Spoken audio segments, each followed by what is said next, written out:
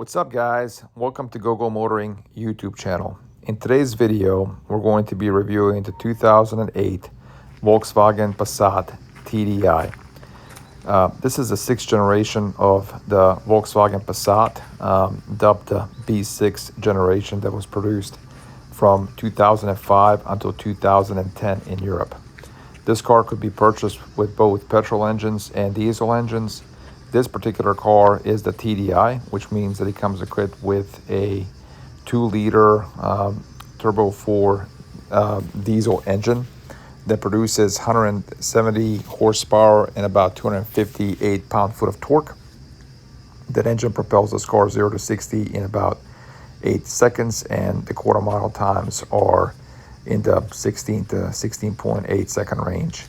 Based on some of my research, some of these TDI cars in Europe also came equipped with, a lower powered engine that was producing about 140 horsepower, but this one was producing 170 horsepower. And I don't think that this particular car was actually produced in North America, at least not back in 2008. Some of the research that I've seen shows that it may have been produced in 2009, 2010.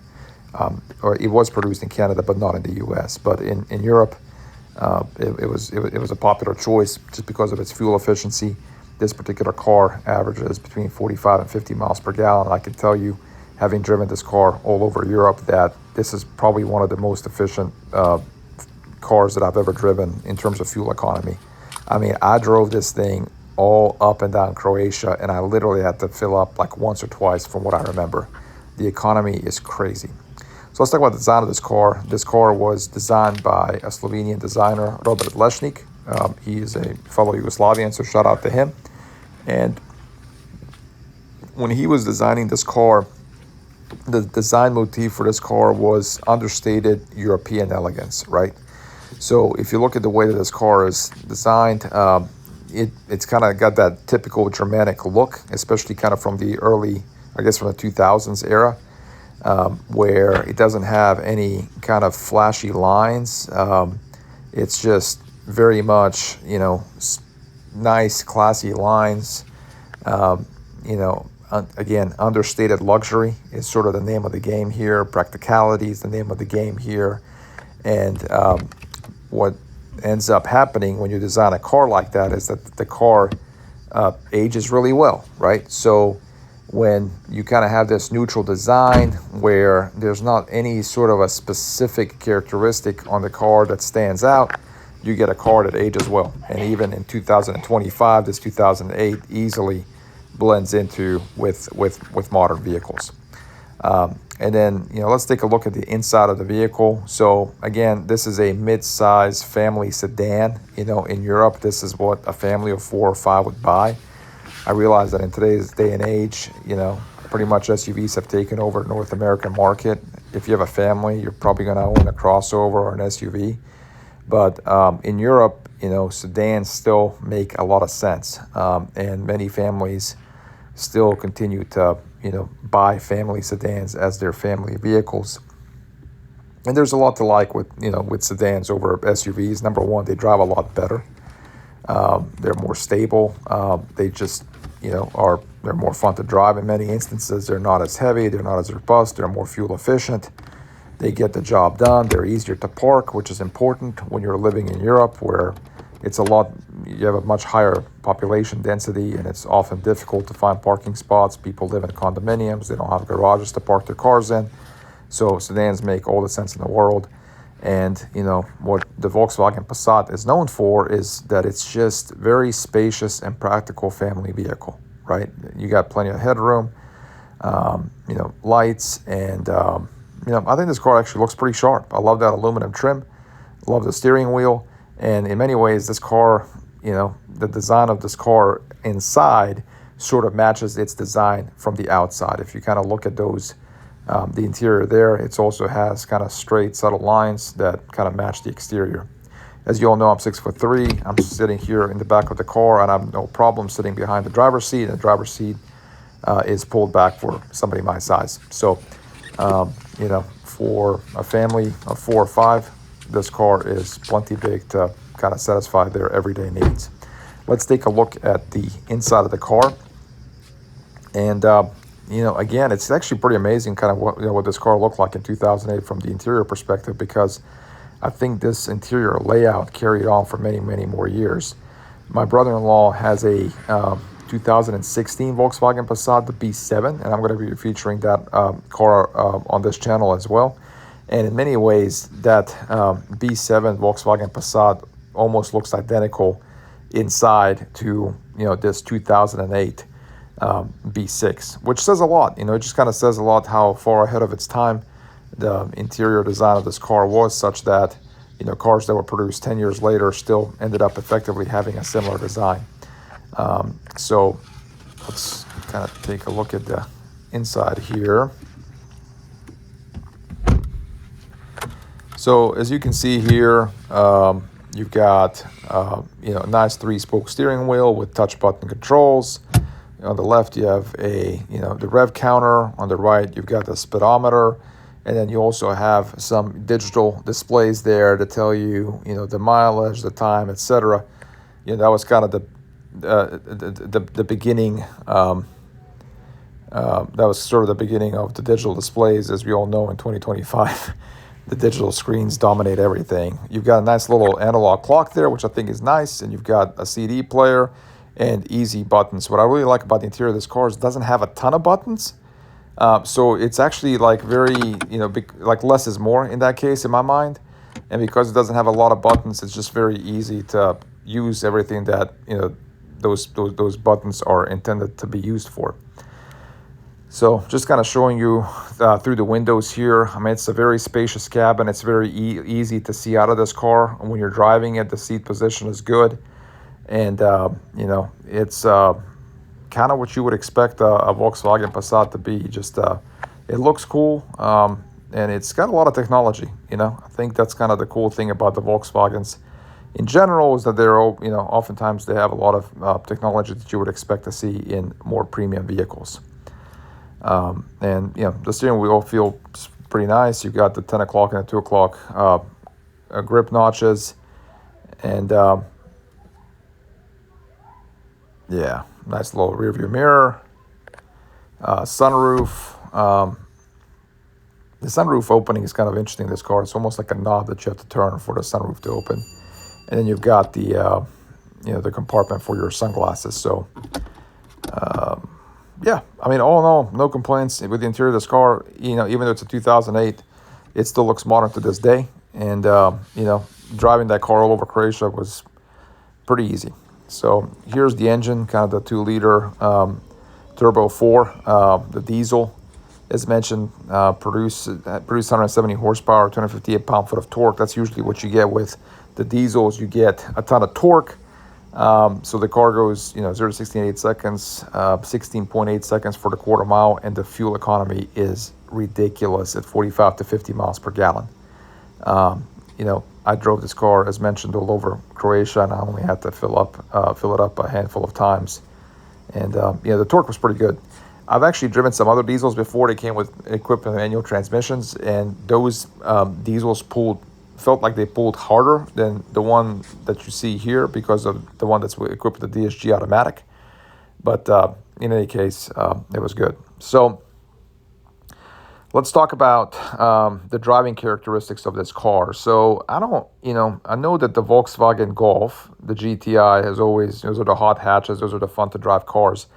But in my experience, when I've driven other Volkswagen vehicles, particularly the Passats, I wouldn't characterize those cars as fun to drive cars. In fact, I don't think these cars really focus on driver enjoyment and driver dynamics.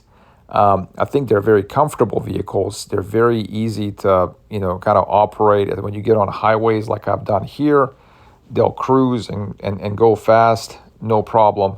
In fact, some of the fastest vehicles that I saw driving around the Croatian interstates, or rather autobahns, whatever you want to call them, or other guys driving Volkswagen Passat. So the car, it's got plenty of pickup in everyday driving. When you get on the highway, you can operate at a high rate of speed. The car is generally stable, responsive, but there's the way that it's set up, starting with the fact that it's a front wheel drive car, so that has a lot to do with it.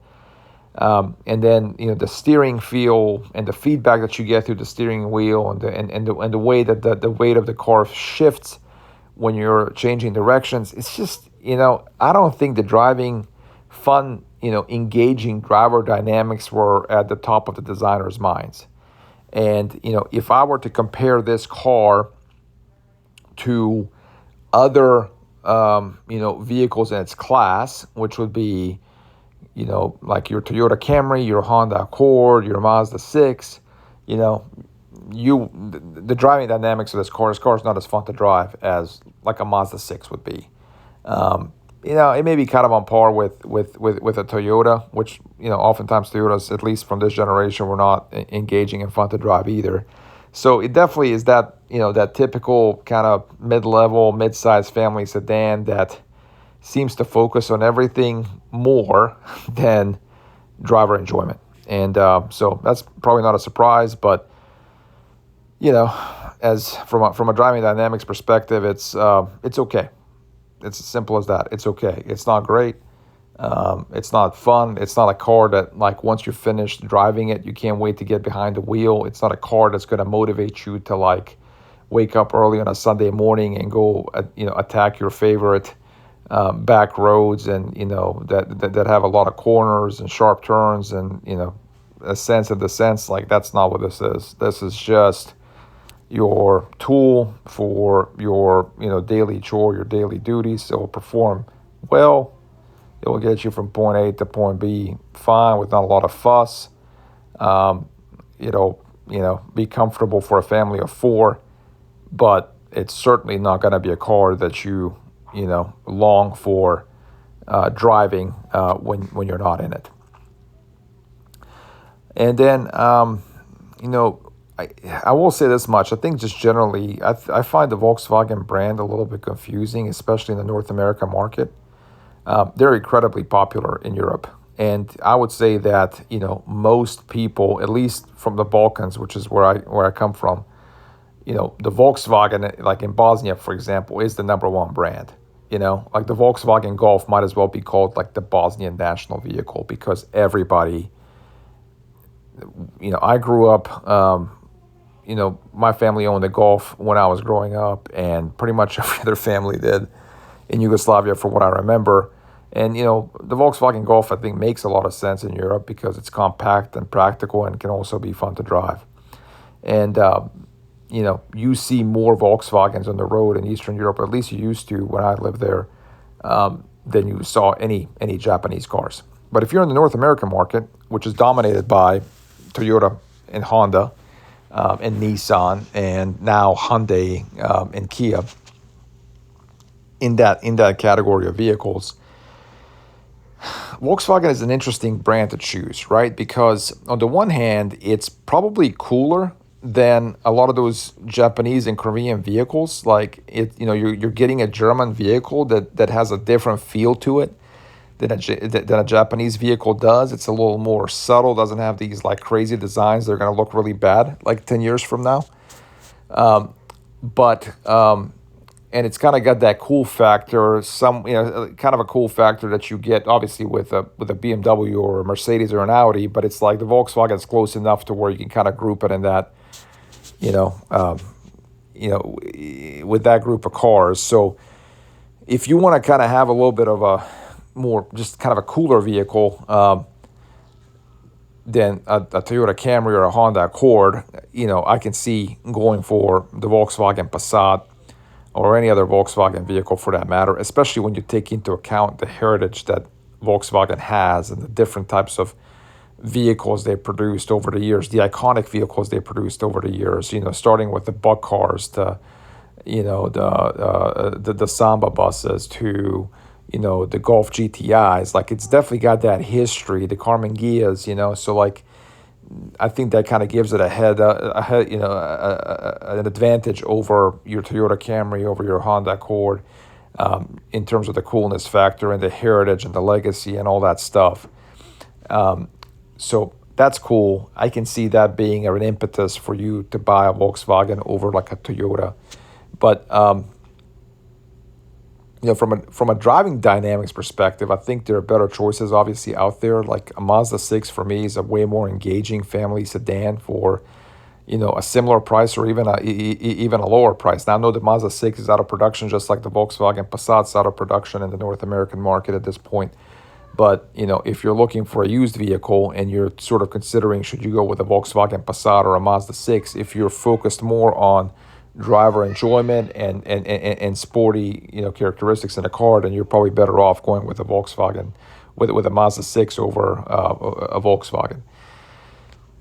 And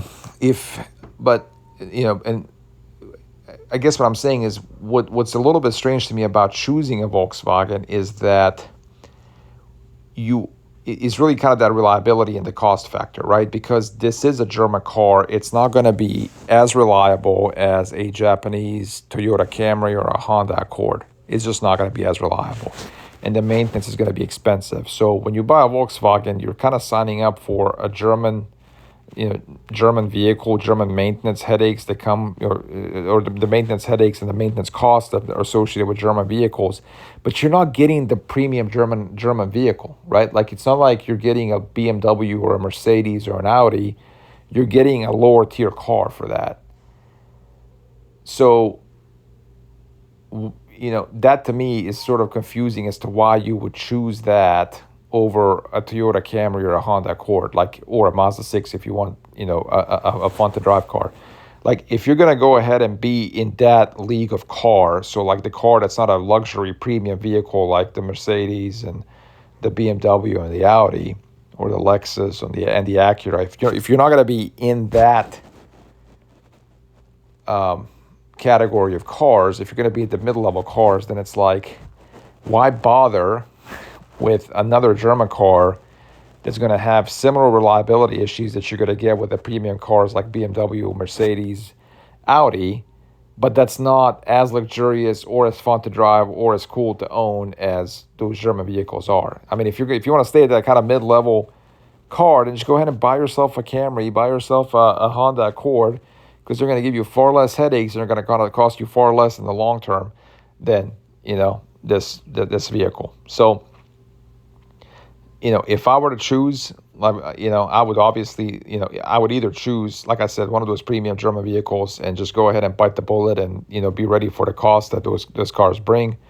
Or if I wanted to be financially and economically prudent, I'd probably just go with a Toyota Camry and call it a day. All right, so that's it for the review of this 2008 Volkswagen Passat TDI. Hope you enjoyed it. If you liked it, please give it a thumbs up, leave a comment below, and stay tuned for more videos. As mentioned, I'm also going to be reviewing the next generation of this car, the B7, and we'll kind of explain what changes, if any, have been made between this car that I'm driving here and that B7. Thank you all. Have a great day.